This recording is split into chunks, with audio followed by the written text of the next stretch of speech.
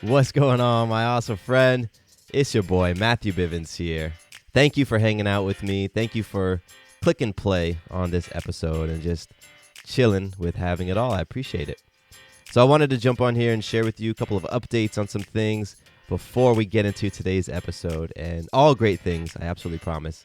And last week, I did a rebroadcast, and I'm actually going to be doing rebroadcast episodes throughout the rest of the month. And it's because Sarah and I have been working super hard on this incredible new package course product that we're creating for our other show, Doing It at Home. And we've been working on this it's been over a year, and it really has ramped up as our launch date is this week, this third week in March. And so we've just been putting in time and energy to create this really amazing resource that's going to help current and future parents. So if that applies to you, then just stay tuned, because as soon as it launches, I'm going to be letting you all know, because you might be interested in checking it out as well. And so, as a result of all this hard work, I'm taking the family on a little vacation. Actually, it's a big vacation. We're going out of town for over a week, and we're just super excited to spend that quality time together, to be outdoors, to be in the sunshine, to be at the beach. And so that's why we're going to do some episodes from the archives throughout the rest of March, because I'm going to be out of town. And what's really beautiful is that there's so many fantastic Having It All episodes. And today, I'm really excited to bring you a conversation that this is back in 2019. And this episode is titled Sexual Confidence and Male Performance Anxiety, a vulnerable sex conversation inspired by Jason Rogers. And so in 2021, I did a brand new thing, the new themes for episodes of the podcast. And the third Tuesday of the month is typically where Sarah and I jump on and we have a conversation relating to couples and relationships. Well, I wanted to bring this episode about sexual confidence and male performance anxiety, which is a solo episode. It's just me. But I wanted to bring it on this Tuesday because your relationship with yourself, with your body, with your sexuality, has such a tremendous impact on your relationships with other people, particularly that primary, intimate sexual relationship that you have with your partner. So, what I'm going to be sharing today in today's episode is, I'm peeling back some of the layers of the relationship that I've had with myself and my body and my sexuality. And I talk to you about some of the introspection that I've undergone over the last several years to learn things about how I was relating to myself and how I was relating to my body, and to uncover some of the paradigms and the belief systems that I've had around sexuality that has impacted my sexual confidence, that has impacted and created male performance anxiety. So I really want to share this with you all today, because I want to encourage you to do your own internal deep dive, do your own introspection, to see where and how some of the things that you believe that impact the quality of your relationships, where do those things come from? What is the origin? What stories are you telling yourself? What beliefs are you buying into and wearing on that may not be serving you and may be having a detrimental impact on your relationships? That's what I want to encourage you to do today. So you're going to hear me talk about some very vulnerable things, some very raw things, and it's beautiful because that's what we got to dig into and get into, to really allow it to come up, to ultimately release it or heal it or recontextualize it so that we can truly have it all. Because having it all just isn't about, making a lot of money, having a nice career, owning nice things, having the partner and the family and all that. Nah, it's about your relationship to all of it, right? Because you can have all those things but not relate to them powerfully. So I'm holding space for you to be able to have the most amazing, thriving, deep, intimate, beautiful, sexy, loving relationships you possibly can. And in order to do that, you got to look at your stuff. You got to be willing to face it. You got to be willing to shift your perspective on those things. And so that's why we're bringing this episode to you today. It's going to be really amazing. I would love to hear from you if this conversation brings any stuff up with you, if you have questions, if you just want to share feedback, and also if you want to make suggestions on other episodes like this, other conversations that I can get into on the podcast, please don't hesitate to reach out. I'm at Matthew@MatthewBivens.com. I'm also on Instagram at Matthew_Bivens. All right, let's jump into today's episode. Sexual confidence and male performance anxiety, a vulnerable sex conversation inspired by Jason Rogers. Welcome to the Having It All podcast, the show about what it takes to live an abundant, loving life. My name is Matthew Bivens, and each week I'm helping you get out of your head so that you can truly have it all. Let's do it.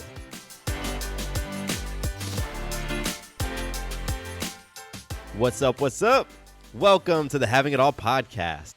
My name is Matthew Bivens. I am a transformational specialist, balanced lifestyle coach, and host of this podcast where we have conversations about what it looks like to have it all, an abundant, loving life. Welcome to the show, everybody. If this is your first time joining us, then you picked a hell of an episode. You sure did. I'm so happy that you're here. And yes, today's conversation is powerful. It's raw. It's transparent. Talking about something that a lot of people are afraid to address. A lot of people are afraid to talk about this. We're talking about sexual confidence and performance anxiety. And specifically, I'm talking about men today. I'm talking about male sexual confidence issues, male performance anxiety issues. And this entire conversation, not only is it something that I can relate to personally, but the whole conversation was actually inspired by this blog article I read. Just really amazing, courageous, vulnerable, and transparent article. And it was on men's health, and it was titled, "I won an Olympic medal, but my toughest battle was in the bedroom." And it's very, very just eye-opening, and it's incredible. The guy who wrote it, his name is Jason Rogers, and like the title suggests, he's an Olympian. And he won an Olympic medal and did all these great things in sports, but his biggest challenges were in the bedroom. And so he just bears it all.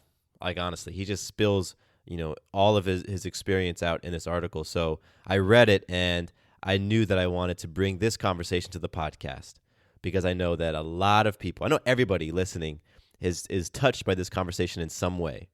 If you're a man, then there's probably going to be some parts of this that you can relate to personally. And if you're a woman, then you have probably had a partner or a friend, or of a man in your life that has maybe experienced these challenges firsthand, or that they could benefit from the healing aspects of having conversations like this. So this one is really for everybody. And if you're able to right now, like let's say you're at the office, or you're sitting down or something, if you can go and read this article before we get into the conversation, I highly recommend that you do. It'll just, I'm going to do a recap later on in the episode. I'll recap the article, and then I'll talk about it. But if you can read it for yourself, then you can hear it all for yourself. So again, it's in Men's Health, and the article is titled, where was it? What did I tell you? It was, "I won an Olympic medal, but my toughest battle was in the bedroom." And it's by Jason Rogers. So go check that out. Let's kick things off with some magic. Magic. I'm not talking about Disney magic. I'm not talking about magicians. I have a really close friend who's this incredible magician, and although he does wonderful magic, I'm not talking about that type of magic today. I'm talking about how you have influenced self, others, or life in an empowering way. And I'm going to share an example of how I have influenced myself, others, or life in an empowering way. And then I want you to reflect, right? Reflect on the magic that you've created in your life. Because the more you reflect on it, the more you realize how freaking powerful you are, how much magic you are creating. So my magic was yesterday. Sarah and I, we had this really, really amazing work brainstorm session. Sarah is currently creating and is about to launch this truly, truly amazing membership site called Orgasmic Mama. And it's a site, and it's content that she's creating for mamas to learn how to connect with their turned on, vibrant, orgasmic selves. And it's truly incredible. It's perfect that that's part of my magic, right? Talking about the Orgasmic Mama in an episode where we're talking about sex. So yeah, Sarah's been rocking it and putting this thing together, and I've been working on her with her on it.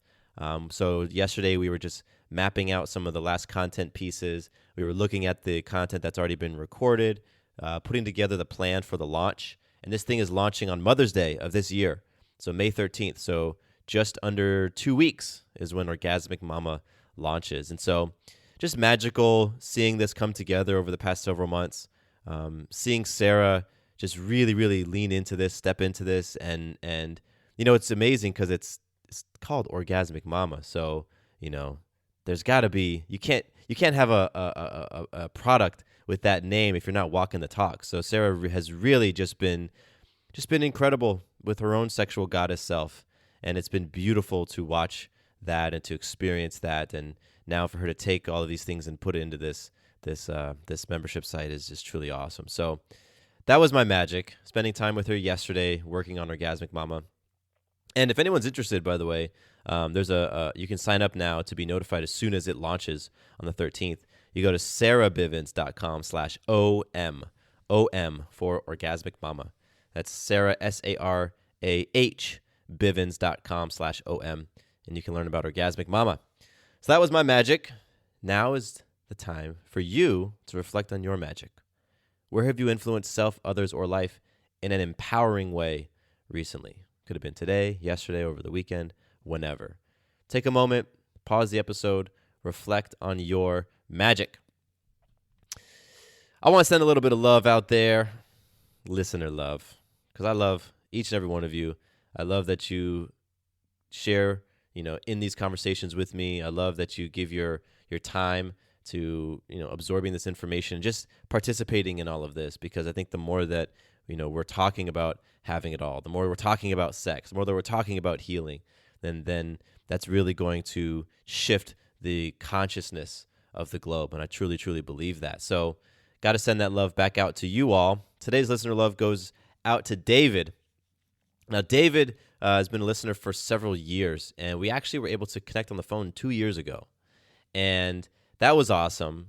But what was really cool is that yesterday we reconnected over the phone, and we had a catch-up call. And it was just really, really cool to see everything David's been creating and doing in his life over the past 2 years. And, when we first connected, he and his wife were pregnant. And so I got a chance to hear, just how the past 2 years have been raising his little one. And it's just really, really amazing. David is a father, a husband, entrepreneur. We have very similar roles. Both of us work from home, and, we juggle all those different roles. And it's just, it was really magical to have that conversation with David. And what I thought was really cool, David, if you're listening, that you are seeking to create that thriving relationship with your wife and queen. And that I thought was really, really beautiful, because that's what we talked about 2 years ago. And so, the awareness that relationship is going to have such an impact on all the different roles in your life and different areas of your life. And so, treating your queen as a queen, that was something we talked about. And it was just beautiful to connect with you, David. And so thank you so much. If anybody else wants to connect with me, I would love to do that. I have a goal of connecting with anybody who's listened to more than 2 episodes of the podcast. So that could look like an Instagram message or an email. So you can hit me up, Matthew_Bivens on Instagram. You can connect with me there. Or you can shoot me an email, mattcbivens@gmail.com. I'd love to just say what's up, maybe receive some feedback on the show, receive some topic suggestions, whatever. Let's connect. All right, before we jump into the episode, just wanted to let everybody know that I'm going to be doing a relaunch of the Having It All Blueprint course, which is the flagship course for the Having It All product. And when I say relaunch, what I mean is that I'm going to be taking a new class of people through the course. So back in March, the course officially launched, and there was a great group of folks when we all went through the course together. And it's been live, like the course has been up. Anybody can join, but it was in March that I was walking everybody through week by week. I'm going to be doing that again. And so this course is really for you if you've been just unsure about your passion or your direction, if you felt confused about your life and where you're headed, if you've been feeling unclear or unfulfilled or unexcited about your life, or if you are unsure of what to actually do, right? Like maybe you're like, okay, I have these feelings of not feeling fulfilled and not feeling excited. And, I can read a blog article about how to find my purpose, but it's pretty vague. Like, I just don't know what to do. Like you want to do, but you don't know what to do. Then the blueprint is for you, because the blueprint walks you through all of those things to help you feel super clear about what's most important to you, fired up about your life, so clear about what it is, who it is that you need to be to go and create the life that you want and create the experiences that you want. And at the other end of the blueprint, once you complete it, you're going to have confidence in what it looks like to live your greatest life, confidence in how to go about creating the life of your dreams. And you're just going to have so much excitement in waking up each day to create and serve and explore and just simply enjoy life. So I'm going to be doing another launch of the Having It All Blueprint. I will let you all know when that happens. It's going to be in the next upcoming weeks. And so that means you can jump into the course, and then week by week, I'll be going through with you and just kind of working with you through the different sections. That's coming up very, very soon. Stay tuned for that. Let's get into this conversation. Let's do it.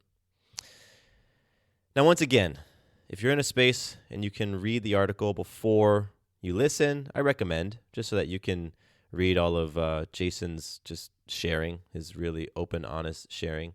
So the article is, again, on men's health. You can type in, I won an Olympic medal, but my toughest battle was in the bedroom.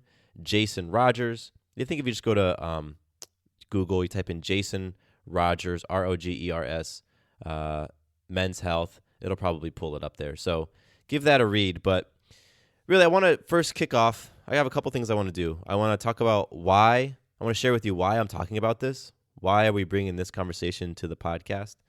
Then I want to do a quick recap of the article. The particular passages I want to read are ones that really stood out to me that I think are going to have an impact on you. Then I'm going to share a little bit of my own experience with this stuff. And then I'm going to talk about what has helped me. What have I done to create massive transformation in my life, in my sexual confidence?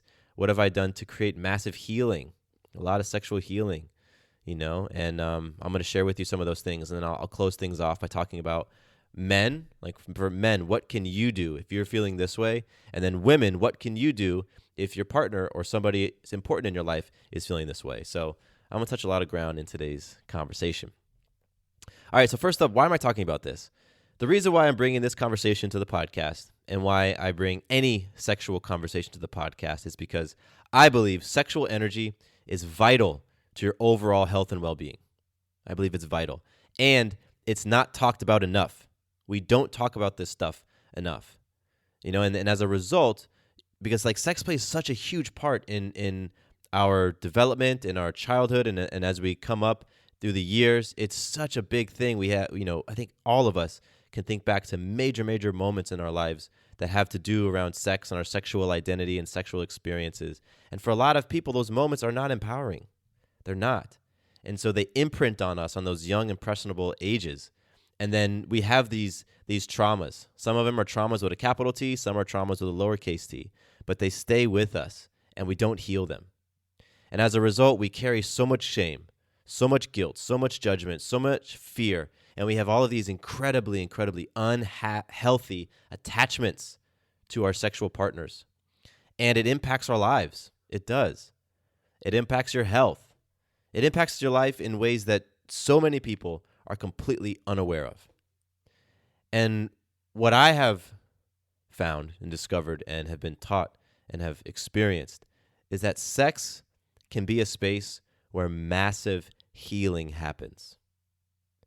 The bedroom can be a space where healing on the deepest level occurs. It can be a space where you learn how to cultivate pure joy in your life, joy that can touch every other part of your life.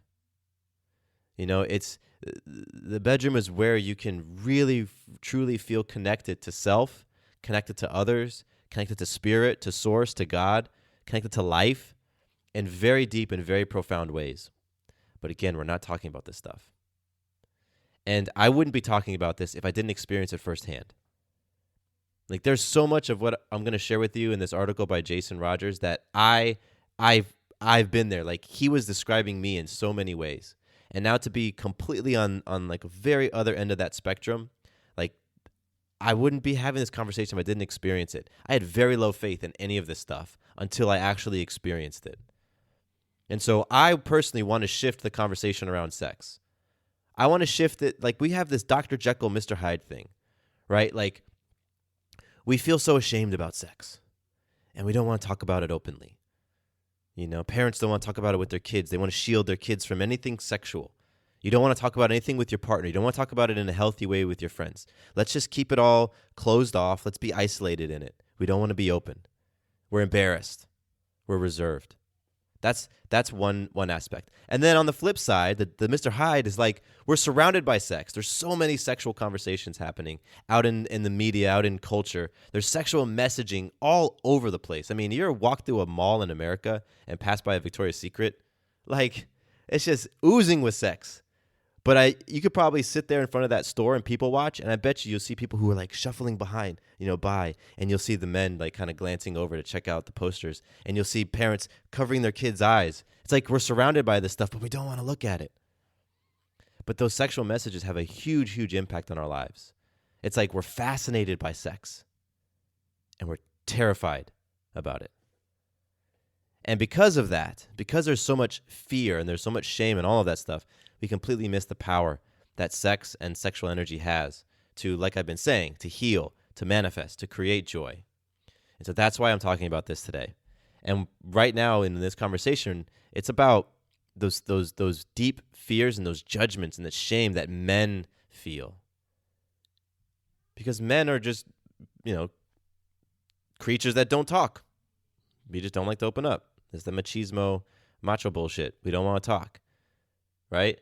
Especially about sex, especially about sexual performance. Are you kidding me? Are you kidding me? Like, no, there's dudes right now who are sweating because they're like, oh shit, we're about to talk about something sexual. I better make sure that I'm like, none of my boys can see this. I don't want to make sure anybody can see the tab that's open on my computer, or let me like, dim the screen on my phone so nobody else sees it. It's just because we carry all that shame around. So, okay. That's why we're talking about this stuff. All right, let's recap this article a little bit because I thought it was freaking fascinating. So Jason Rogers is an Olympian. He's a fencer. So where did he win his medals? Let me see. Looks like he won in 2008, wherever the Olympics was in 2008. I don't know. So he's Olympian and, badass athlete and super driven and, goal-oriented, like, alpha male dude, right? Because that's the image of the Olympic male, that alpha male dude, right? And so that's the persona. But what was really going on beneath him is from a young age, from like high school, he started to experience erectile dysfunction issues. So he would get into a sexual encounter with a woman, and they would be kissing and smooching and doing their thing, and he might start to get hard, and then her hand goes down his pants, and whoop, erection goes away, shriveled up. And that's what was happening again and again and again, over and over and over. And Jason talks about this. I mean, the article starts, "The bulge in my pants I expected was nowhere to be found." That's how he starts this article. I'm telling you, he goes deep. Like, he opens up. So from a young age, he had these encounters that were really just fucking with his ego and fucking with his manhood. Apologizing, "I'm sorry, I'm nervous." Right? And just feeling shame from a young age. And he says, there's one quote a passage that I highlighted. He said, "My adolescent brain had already drawn its own conclusion. I am not enough. I am not enough. My fear and worry reduced me to a sweaty, fumbling mess." And so that was the story that Jason had, that he wasn't enough because he wasn't able to perform the way that he wanted to, or the way that he thought he was supposed to. And so the shame set in, right? The being incomplete. And he goes on and read further down. He says, "The way I felt in that moment, alone, embarrassed, ashamed, was somehow less painful than the unbearable prospect of failing all over again." So, he's sharing all these different sexual experiences that he's having. And then he goes on to talk about some stats, which I thought were really fascinating.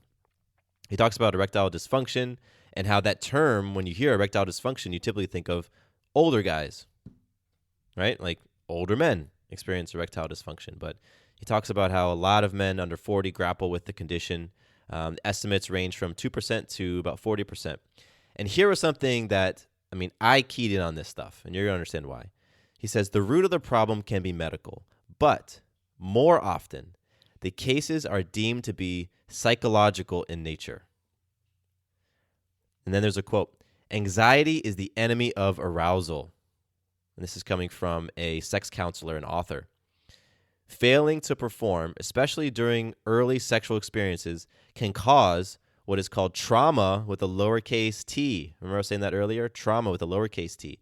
It isn't the same as, say, becoming the victim of a violent crime, but the stress, guilt, and shame that result from these developmental traumas with the lowercase t are stored in the body and brain and can lead to a self-feeding cycle. And that right there was me. That was my experience. A ton of anxiety. So much anxiety when it came to sex. After the first few experiences that I had, which, by the way, were almost always under the influence of alcohol. Those were my first sexual experiences. I was drinking with my girlfriend at a party, and that's how things went down. And so after a handful of these initial sexual experiences, I started to develop a lot of anxiety. And like it says here in the article, anxiety is the enemy of arousal. And so what developed was that lowercase t trauma. And I get why it's lowercase t trauma, right? Because that's a word that, it's a heavy word. You throw that trauma word around, but I understand the lowercase t trauma has to do with that stress and the guilt and the shame that comes from those early experiences that you have. And that self-feeding cycle, that right there is a really important thing to understand. Because what ends up happening was when we have this self-feeding cycle. So you experience anxiety about an upcoming sexual encounter. That anxiety then impacts your level of arousal. So when you go into that sexual encounter, you don't perform the way that you want to. Your performance confidence gets shot. Now you have validation that you aren't enough, right? Going back to what Jason had wrote in the article. You aren't enough. And that not enoughness then feeds the anxiety, right? So the anxiety messes with the arousal and the ability to perform the way that you want, which fucks with your performance confidence, which then reinforces that whole idea that I'm not enough and just keeps going around and around and around and around. And that's what happens, men. That's what happens. That's what happens to us.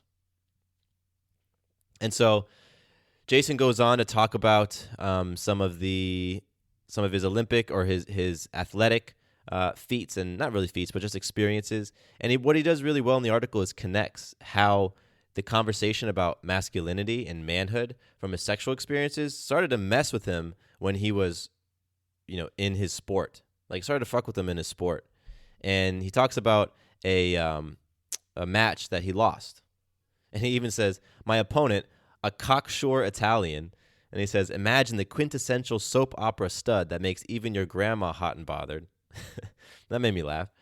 But he talks about just how, he felt intimidated, right? When he was now competing in his sport, all the things that were going on in the bedroom were fucking with him so that he felt intimidated when now he gets in the ring or the arena or whatever it is for fencing.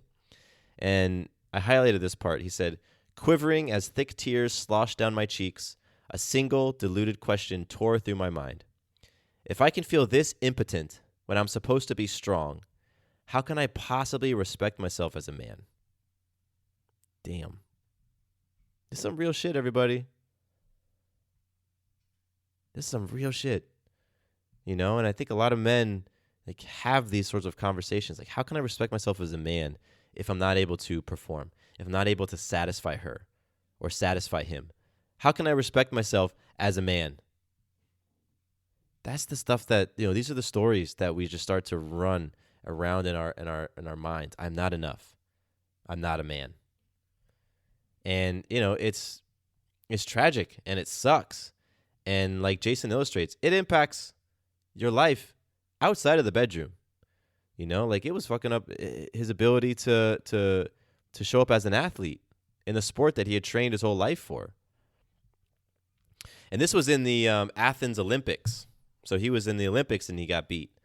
And they started to mess with his internal conversation.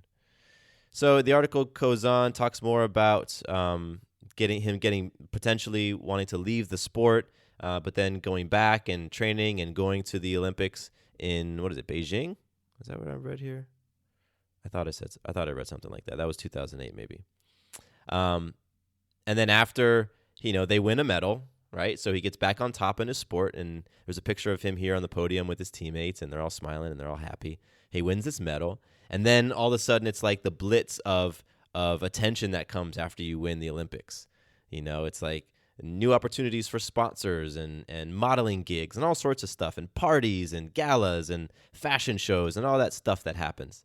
And he talks about, Jason talks about meeting a woman at a club out in Hollywood. And he has some Viagra now. Yeah, he got Viagra for his erectile dysfunction. And so he pops the Viagra, and he has this experience where it wasn't the way that he thought, right? And what is really fascinating about this is now he's an Olympian. He's an Olympic gold medal winner, right? So he's this alpha dude, and he has this thought that runs through his head after this quote-unquote failed sexual experience, right? He's supposed to be on top of the world, but his thought is, I'm an Olympian, and I can't even fuck. I mean, this stuff, it just runs deep. It runs deep. And so there's a couple of more passages that I really want to read that struck me. And this one's big. Pay attention to this one. Shame is a toxic emotion that leads men to keep their sexual troubles to themselves. A survey commissioned by the UK-based pharmacy chain reported that 43% of men said they didn't feel they could discuss the issue openly with friends. 43% of men felt that they couldn't discuss it openly with friends. And listen to this part. And over a quarter of men would prefer to break up with a partner than to seek treatment from a doctor. Yeah, I'll read that again. A quarter of men would rather be like, you know what, let's just end this relationship because I don't want to talk about this, and this is just too much for me, than to go and seek treatment from a doctor. A quarter. Yeah, a quarter. Jason writes, if these numbers shock you, they shouldn't. Just look at how Western culture shapes the dialogue around sexual performance. Hollywood celebrates young, virile heroes. Porn paints an unattainable portrait of male sexual performance. Even a telemedicine startup called Roman, it promises to ship men ED medication in discreet packaging. That's just reinforcing the shame, everybody. Ship the medication in discreet packaging and to their friend's door. Don't have it come to my house. I don't want anybody to know that I suffer from this, that I experience this. Through these influences, men learn implicitly that sharing their troubles will only compromise their masculinity and lead to embarrassment. Listen up. This is why I wanted to bring this conversation to the podcast, because I know thousands of people are going to hear this right now. And we as men and just as people, we're surrounded by all this messaging that we're not supposed to talk about this. We're not supposed to talk about this stuff. You're supposed to feel shame and judgment if you're anything other than that picture that Hollywood paints or that picture that porn paints. And the guilt and the shame and the isolation, it's just reinforced in so many different ways. And that's why I wanted to shine some light on it, because fuck that. Fuck that. Because the way that we feel about ourselves in the bedroom, it's going to impact every other area of life. It does. This Olympian right here is telling you, it messed with me while I was, on the biggest stage. That little conversation of, I'm not a man, I'm not enough. It just buries in there and it does its damage. And so I don't give a shit if anybody out there is having thoughts about me being less of a man right now. And I don't believe you are. But I'm simply saying that because, you know what? I lived so much of my life in shame around myself sexually. And I'm gonna get into a little bit more of my internal conversation later on, but it's just so important that we talk about these things and we bring them out into the open. And, men, it's important that we seek out healthy conversations around this, or seek out people who can hold a space that we can actually talk about this. Because not everybody is able to hold a powerful space to have this conversation. They just aren't, because their sexual maturity is low. If you bring this conversation to somebody with very low sexual maturity, they're just not powerful enough in that to be able to hold a space and have that conversation with you and just to listen and to ask, ask healthy questions, right? Because they might be dealing with their own judgment around it. And the thing is, if you've ever had an experience in your life where you wanted to bring something to a friend or a family member or just somebody, and it was met by, anything other than a patient, loving space, then it's really easy to reinforce those ideas about yourself that there's something wrong with you. Well, that they don't want to talk about it, and it's clear that this is a bad thing to talk about. I shouldn't be talking about this, and it just reinforces those stories. I'm going to get into a little bit more of that when I talk about what we can do if you're experiencing what Jason has experienced, what you can do about it. But I just wanted to plant that right there. So what is really awesome, though, is in this article, Jason goes on to talk about how, his experience at that with the girl from the Hollywood club, it led him to do something that he'd never done before, that he never thought to do. And that was to talk to his dad, about it. And Jason says, my resistance was never due to a bad relationship between us. Although he traveled a lot for work and took a more reserved approach to parenting, he could at times be very dad-like and supportive. And the resistance also extended beyond the natural allergy every young boy has to talking to his parents about sex. Jason's resistance had more to do with the fear of revealing to the very man that gave me life something that I thought compromised my own manhood. I mean, can you relate to that, fellas? You don't want to talk to your father or somebody, about this stuff because it feels like it compromises your manhood. And that's a fascinating take that Jason had, like not wanting to talk to his father because his father was the guy who gave him life. It's just really, really, I mean, if anything, this gives you an idea of what our mind does, what our ego does to build up the resistance, to build up the fear. It creates these stories. Well, he gave me life. He passed his manhood down to me. I could never talk to him about something that is potentially compromising to that manhood. Like, that's the shit that we make up. And I love the fact that Jason's just being so open about sharing this stuff. So Jason went on and had a conversation with his dad. And he says that relief just rushed over him as his dad held a space, and his dad started to reveal his own battles with sexual performance anxiety. And that's amazing right there. So Jason goes on to say that, he started to build some confidence after having conversations with his father. And that led to other conversations happening. He says that I began having regular sessions with a psychologist and grew more comfortable peeling back the layers around my feelings. I found and invested in new male friends that I could count on to react to my revelations without defensiveness or self-recrimination. When the issue arose in new relationships, I learned to be honest and share rather than shut down my emotions. This is part of the solution, everybody. And I bolded this part where Jason wrote, I found and invested in new male friends. Because guess what? The people that you're currently surrounding yourself with, they may not be the people who can hold the space for this conversation to happen. They might be people who are reinforcing those unhealthy beliefs about what it is to be a man, what a man's supposed to be like. They might be the very ones who are just feeding that fear in your mind. So fellas, you might need to go out and find some new friends and invest in those friendships so that you can have space and people to talk to. And as I was saying earlier, some people just aren't there. They just don't have that sexual maturity to have this conversation. And that's what Jason writes. He said, find male friends that he can count on to react to his revelations without defensiveness or self-recrimination.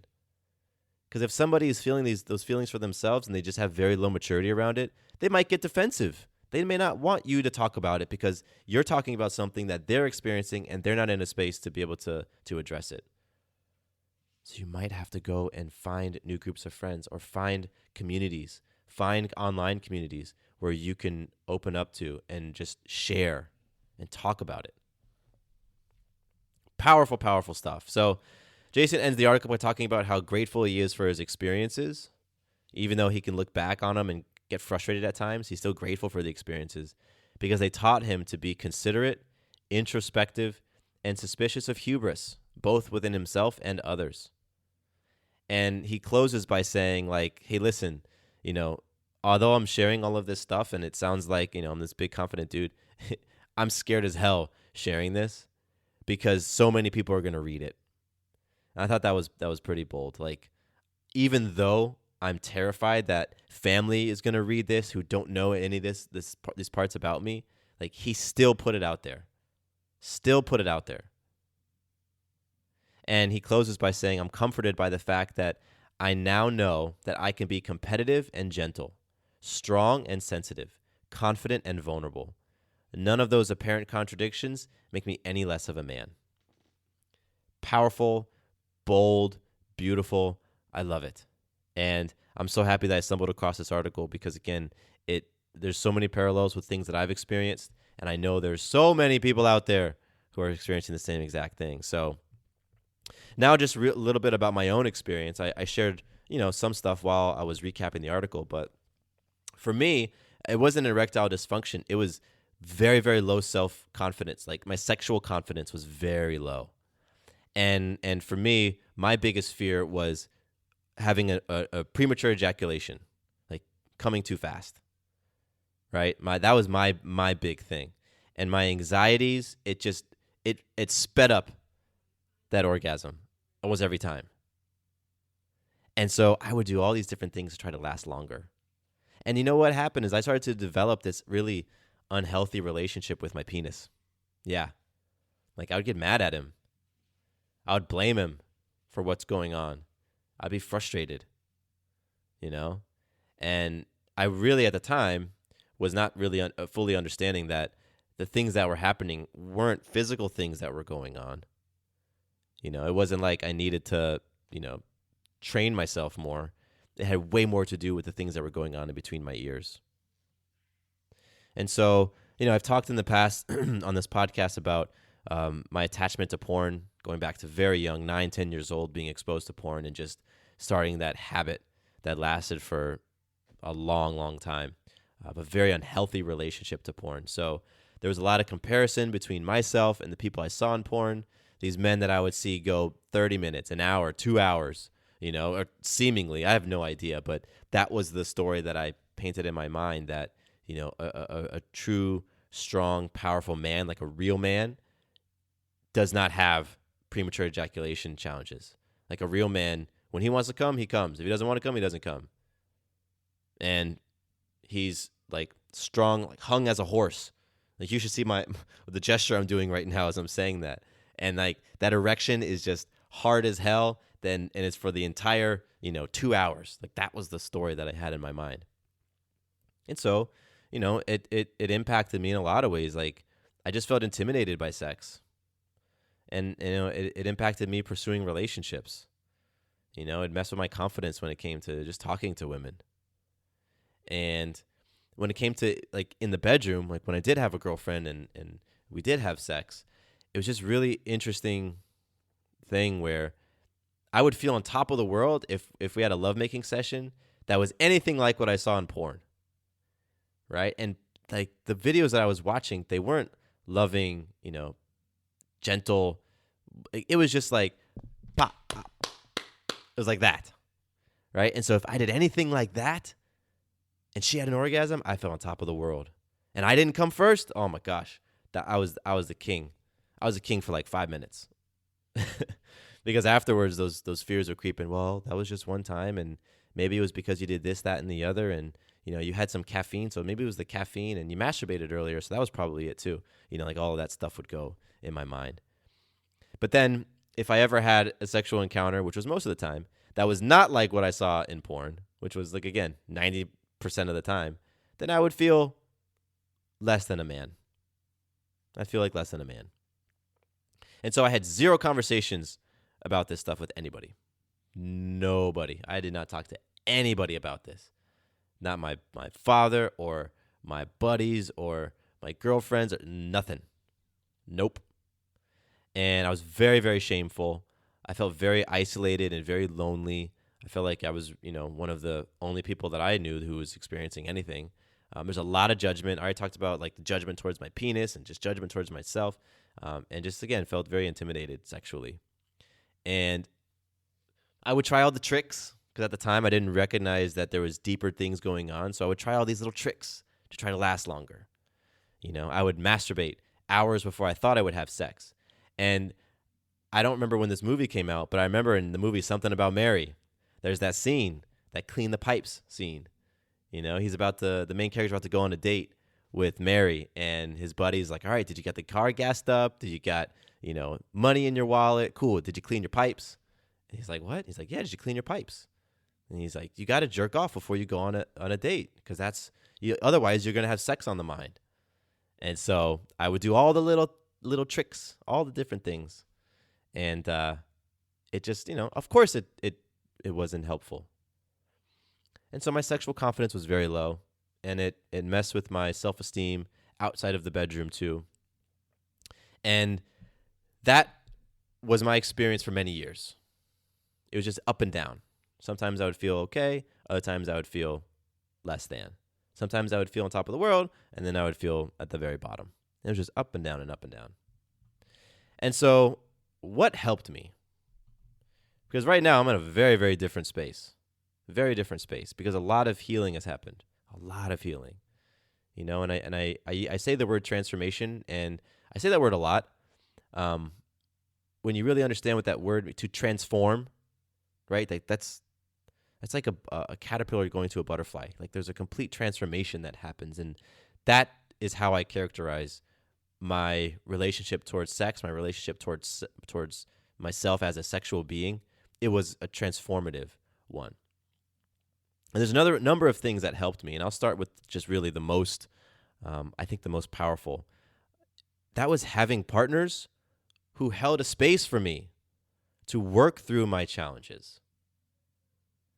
So that looked like, being able to have sexual experiences with women who also viewed sex, like one of the purposes of sex, as healing. Right?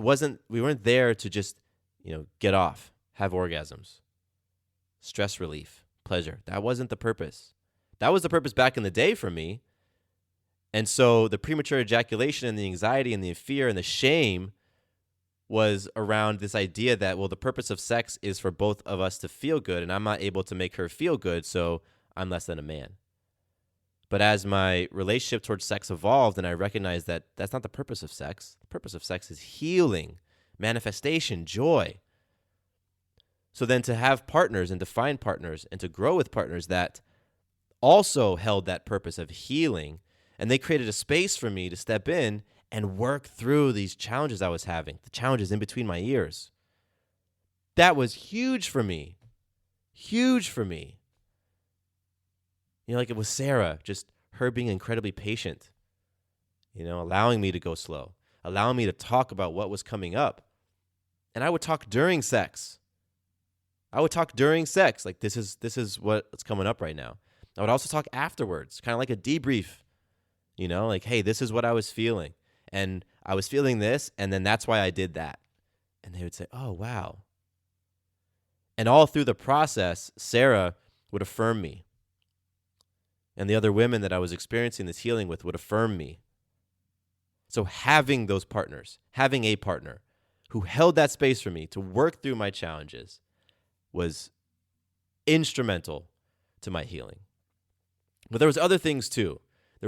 So there's some stuff that helped outside of the bedroom. And for me, just like Jason in the article, talking about what I was experiencing was very healing for me. And it was incredibly scary at first, just sharing with other people the sexual confidence challenges that I had and what resulted from those challenges. Incredibly scary. Are you kidding me? Like, ridiculous. Especially if I talk to men. I was more comfortable talking to women about it. But when I would talk to men, it was like I felt that I was projecting my judgments, my self-judgments. I was projecting onto them. And so as I was sharing what was going on, I believed that they were having an internal conversation like, this dude's not a real man. But you know what? I talked about it anyway. And just like Jason in the article, I sought out people who could hold a powerful space. I developed friendships and relationships with men who I could talk to this stuff about. Because some men in my life I wouldn't be able to talk to it about because their maturity on it was low. So I needed to find men who I could talk to this, about this too. And having those relationships and investing in those relationships is so important and has been so important because I continue to have conversations with those men. I continue to share, hey, this is what I've been experiencing. Have you ever experienced this? And I can't tell you enough. I can't stress enough like how closed off I was to all of this stuff.